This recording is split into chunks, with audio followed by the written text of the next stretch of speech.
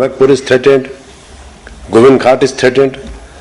Now, there has to be some way out from the stringent laws which we have, and also some activists. I am not against those who preach for protection of environment. I am also one of them. But we have to strike a balance between environment and development. There are certain very stringent laws which we'll have to see how do we deal with the situation of the kind in which Uttarakhand is facing. Before coming here, I was having a meeting with the few members, and Mr. Duggal especially, he has been assisting us, that for the entire Himalayan region, which is prone to earthquakes, which is prone to landslides, which is prone to cloud bursts, you have to have a policy, a program, and this has to be taken up by the authority. You can't leave it to the states to chalk out their own programs. It has to be a very comprehensive study. In fact, I am told that a landslide mitigation project is already under consideration of the authority. So we move fast. I would like to host you in Dehradun. Come to Dehradun, let's sit down for 2 days on the special issue of mitigation of landslides. Now we have got 200 or more landslide prone area. You spend money on PWD construction, highways, border roads, and then it is all futile exercise in futility, because again there will be rains, again there will be material coming down from the top, and then the road gets blocked. We have to go for tunneling. It may be an expensive proposition, but we have to go for tunneling. We have to go for alternate routes. I have got 5 shrines. We have worked very hard, and today I can say with utmost humility that all the shrines now, the puja is being performed and tourists can go. Though we are regulating their entry, we are going for medical checkup. We have learnt a bitter lesson from the past. Tourism is the backbone of my economy, so I have to always keep an eye on the tourism, but also now to see that tourists and devotees, they are not subjected to the problems which they faced. I have complete faith in the system. My people, we come from an area which is called a divine state, a state of warriors. They have lived up to this moment. When evacuation of nearly 130,000, 40,000 people was taking place, the locals have supported them. They forgot about their pain and agony. They have shared their bread. They have shared their accommodation. And they helped them, they rescued them in fact. Otherwise the calamity would have been more. The administration lost some of our officers. And I always salute the bravery of the armed forces, the Army, Air Force, the ITBP, the NDRF, my own people. That exemplary courage was shown. Even today, if you come to Uttarakhand, where I brought rains from there, because we have had enough of them, it's still continuing. The monsoon normally used to start from July, but this we had it in June, and still continuing. And we have got thick clouds, and the Met Department is itself not sure as to when the monsoons are going to recede. In very adverse conditions, very bad clouds, we all try to reach out to the people, and these officers have done excellent work, and I am very grateful to the Prime Minister that today was the occasion to honor them. On the 9th of November is my statehood day.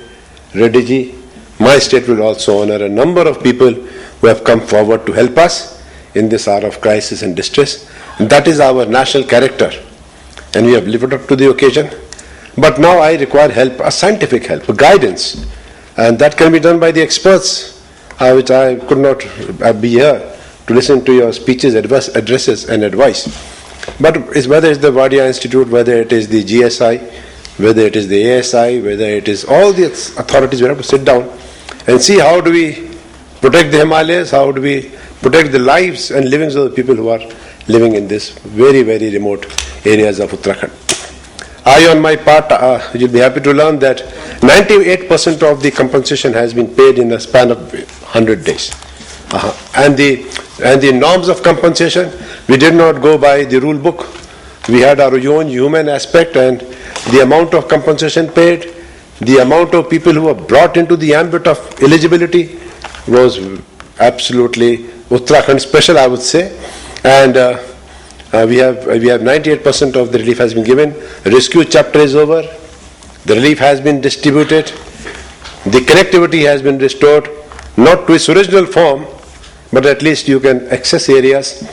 4,200 villages were cut off, but now today when I stand in front of you, the connectivity has been restored. 3 months we gave free food to all the villages which had been affected. Compensation amounts we have been very, very fair and very benevolent. Even for girls of 16 years of age, we have provided an FD for 1 lakh, which she'll get on a marriage, and it is joint FD with the district magistrate. Now it's a question, how do we provide for the livelihood? Very long task ahead. A number of NGOs have come forward. All the government ministries are helping us, whether Ministry of Health. And 4,100 people washed away. The bodies could not be recovered of more than 800 people, but still no epidemic. There was no epidemic. No death during rescue. So it has been by the God of grace of God, I would say, and the support of all of you, Uttarakhand is now limping back to normalcy. But the future, we have to see that in the event of such a catastrophe, how do we serve the people? How do we save them? Migration is a problem for my state. If there will be unemployment, there will be migration. And I share borders with China and I share borders with Nepal.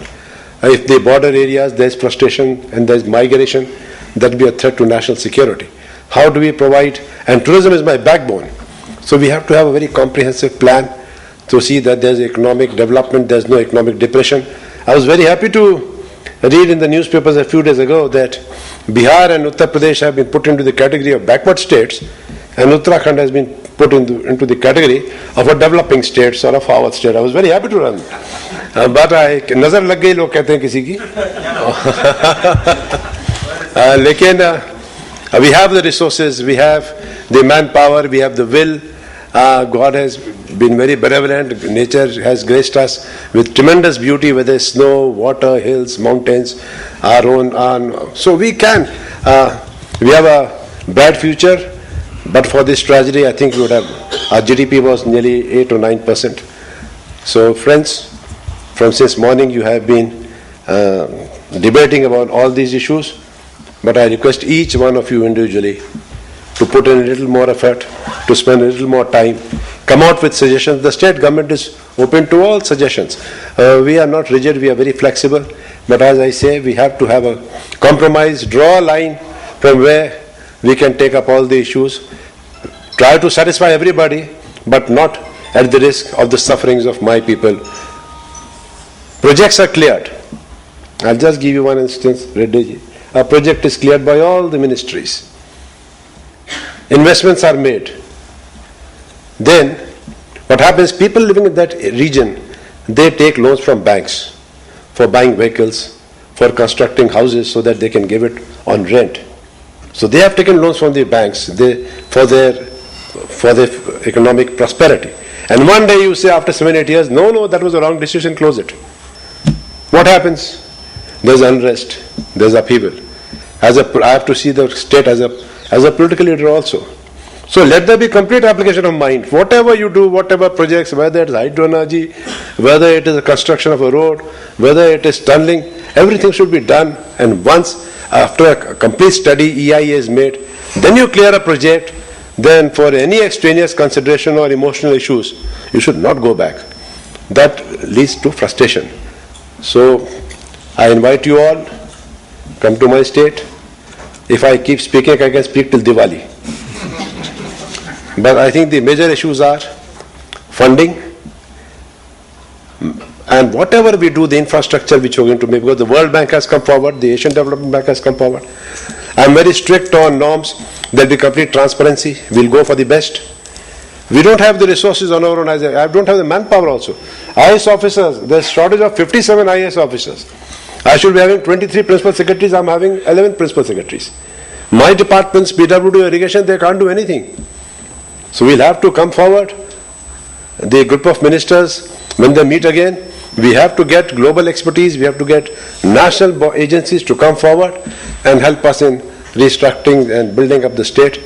And with these words, I express my gratitude to you, and I hope that my request for a meeting in Dehradun for study of the Himalayan problems would be accepted by the authority, and we shall meet at Dehradun. With these words, I once again express my gratitude to the Prime Minister and to all of you for caring about my state Uttarakhand. Jai Hind.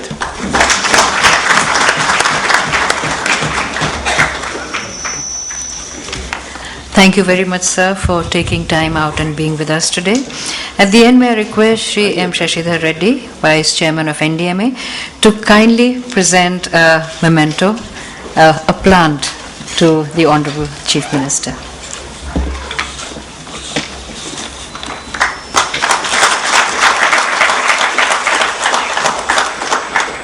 A solar light would have been a befitting present. There's darkness in the state. May I request Shri K.M. Singh, Member of NDMA, to kindly present a plant to the Honorable Vice Chairman of NDMA.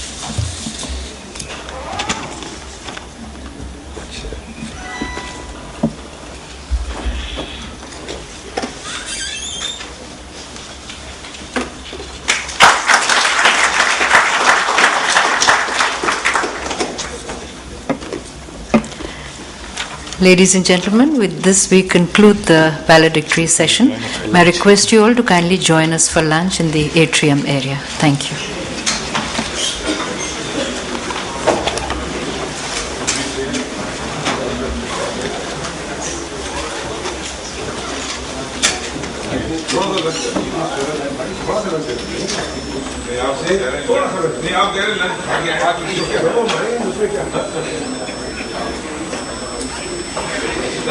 College को मिला था कि बढ़ जाती है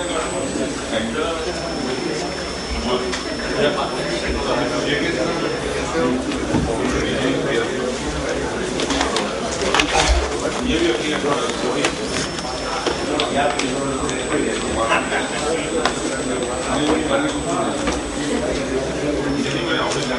taking the entire soft copy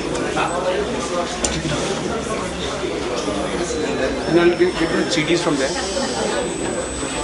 and upload it today itself. Yeah, upload it on the site. Today itself I'll do that before I leave for home.